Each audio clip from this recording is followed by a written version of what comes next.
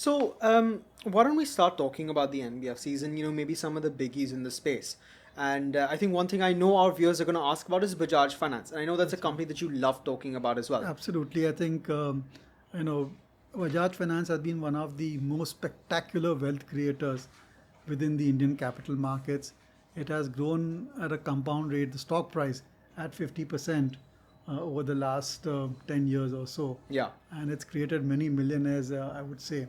So the key thing of Bajaj Finance is, let's just go back a little bit into history. It was called Bajaj Auto Finance. It was a captive NBFC of the Bajaj Auto Group, and they used to use that NBFC purely to give loans against their scooters and motorcycles, so that they could sell more scooters and motorcycles. And then somewhere around, I think in 2006, Mr. Rahul Bajaj decided that he had two sons, and he had to kind of make sure that each one had their own responsibility.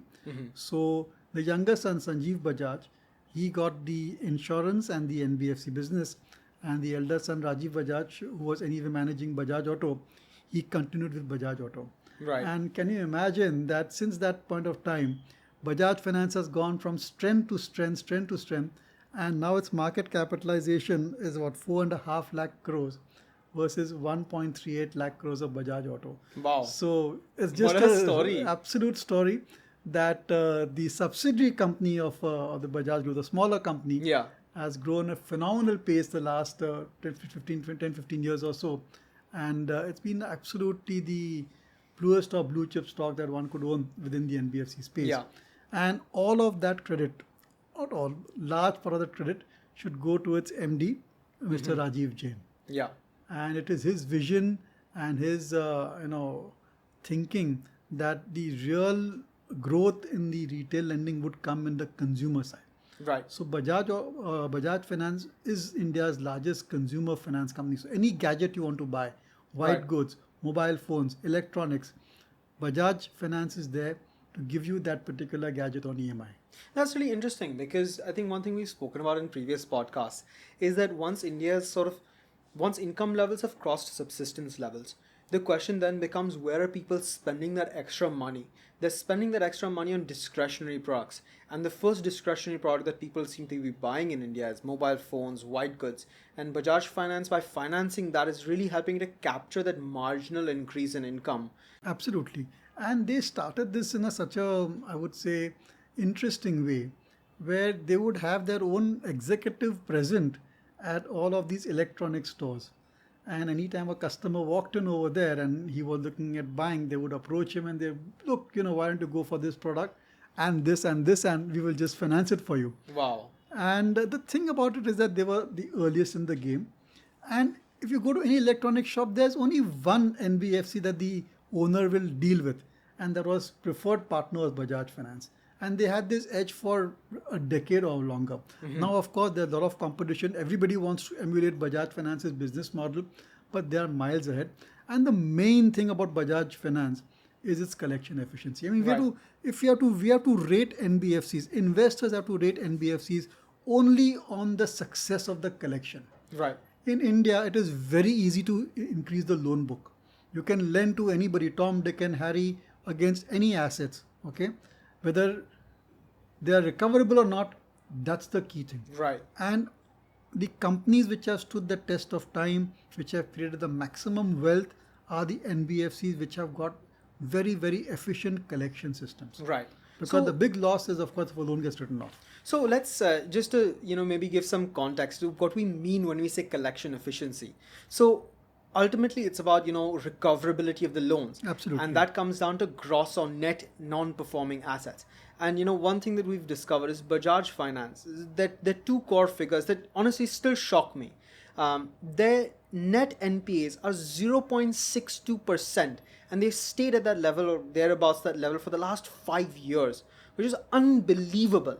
And on the flip side, their net interest margin is 13%. Yeah. It's You can't 12.7. you can't wrap your head around it. I don't understand. I can't compute it, because you can't be borrowing at less than 7.5%, 8%, because That's the 7.26% is the borrowing rate. Yeah. right, 7.26%. They're charging 20% interest, and they're not even, all those loans are coming back only 0.62% of their loans are going bad. It's unbelievable.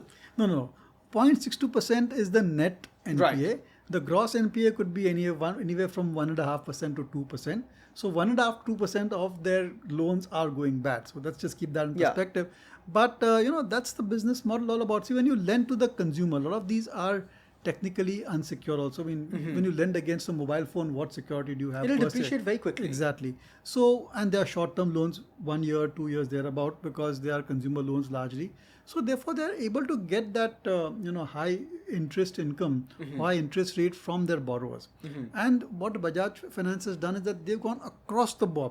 They'll do gold loans, they'll do housing loans, they will do working capital loans, loan against properties. You name the product, they are there to lend to you against it. Okay. And there's a lot of cross-selling opportunity also, because they just keep on gathering more and more customers, running into millions. And now they have developed a beautiful ecosystem around cross-selling other financial products as well. They're building a super app, Yeah. which can, which merchants also can connect into it, and generally create a very easy way for their customers to save, borrow, and invest. Right. And I think that's reflected in their growth figures. Their overall loan book or net advances is growing at, I think, 16.58% over the last 5 years, which is a very healthy growth rate.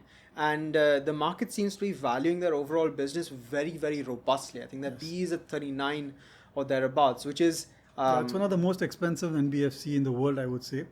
And look, when you talk about 13% net interest margins, 23-24% return on capital employed, and super collection efficiency, I think you're going to be rewarded.